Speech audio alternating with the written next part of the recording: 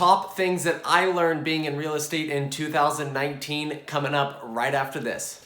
Your trusted real estate source, one video at a time.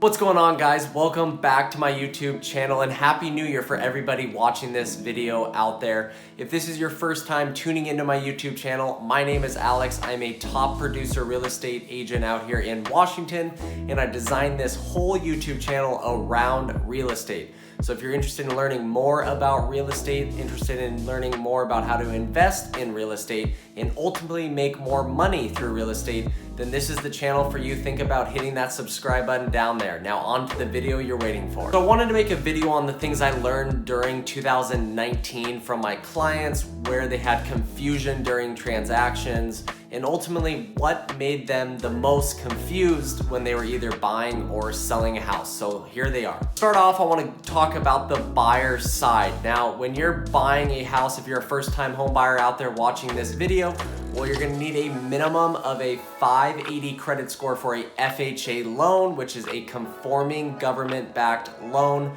This loan is a 3.5% down loan. Now, if you want to go the conventional financing route, you're going to need a minimum of a 620 credit score. Remember, these are just the minimums. The better your credit score is, the better interest rate and terms you will get on your mortgage. Another one is the cost associated with either buying or selling real estate. So to start off, if you are a seller out there watching this video and you are thinking about selling your property, what you need to know is that you're gonna need to pay a real estate commission, you're gonna need to pay excise tax, you're gonna need to pay escrow and title. All this combined, assuming normal commission to a real estate agent of 6%, you're gonna pay around 8% of the sale price at closing is gonna come off your bottom line number, and then whatever's left over is gonna be your net proceeds from that sale. Now we revert back to the buyer side. So if you're buying a house, there's gonna be closing costs associated with this. And this is gonna be money that you're gonna need to bring to the closing table when you're signing closing docs at escrow. And a lot of people don't understand this, that there is thousands of dollars on top of what the purchase price is, what your down payment is gonna be. So good rule of thumb is around 2 to 5% of the purchase price in closing costs. So if you're looking at a $300,000 house, this could ultimately be, it could be $6,000 or it could be even upward. And this goes back to your mortgage lender, you know, what's the cost associated with, you know, submitting a new mortgage. And there's a ton of other costs associated with this, but just keep in the back of your mind so you guys know as buyers out there, 2 to 5% is a good rule of thumb. Staying on the buyer topic, another one I got a lot is earnest money and not understanding exactly what earnest money is. So I'm gonna break it down for you guys. Earnest money is good faith money, and all it is say you submit a purchase and sale agreement to buy a house, the sellers accept your purchase and sale agreement. You're gonna need to put some money up front. You can put some skin in the game is how you can think of it.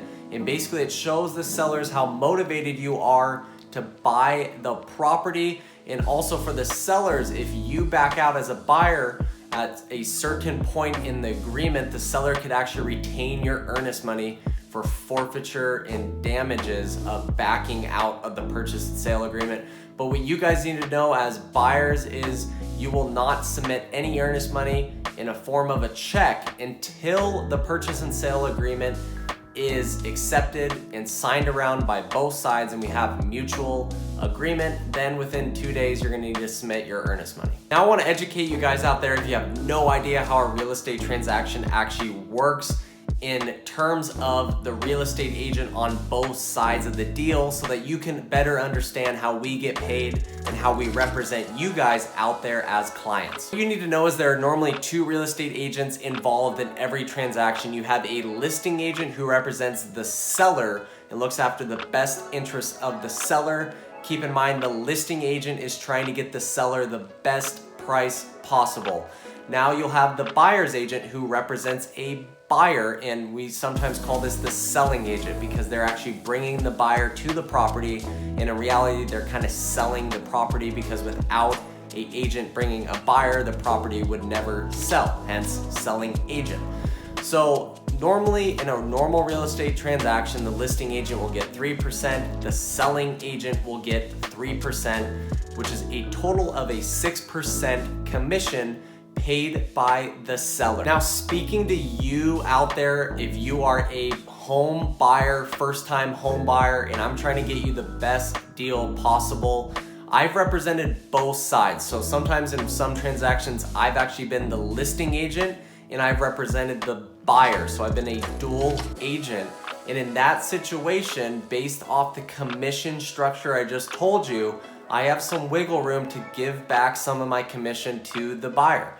So if you are a buyer out there and you want to be a savvy buyer, well, you can ask the listing agent, if I use you to represent you, would you kick back some of my commission? And in most cases, they're gonna say yes, because even if they give you a 1.5%, well, they're still making more than the 3% commission if they were only to represent one side. Now with this, some people say there can be ethical issues, so you just have to know up front if you're all right with the listing agent representing both sides, and you need to sign off that that agent would be assuming dual agency in that real estate transaction. The last thing I want to leave you guys on is, remember, everything in a real estate transaction is negotiable. The price, the terms. So do not get set on a price. You know, listen to your real estate agent who knows the market. Maybe he can carve off $40,000, $50,000, $60,000 on a deal. I see it all the time when inexperienced buyers, maybe they'll submit a full price offer and they could have got a way better deal. So just remember, everything is negotiable, and I mean everything. You could ask the seller to keep their TV, anything in the house, anything goes in real estate.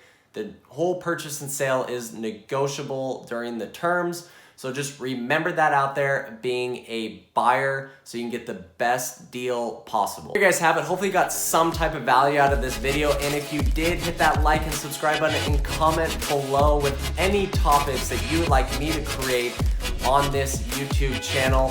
So there you guys have it. Stay tuned for the one video coming this Friday. Happy New Year's, guys. Thanks for tuning in. We'll see you then. Peace.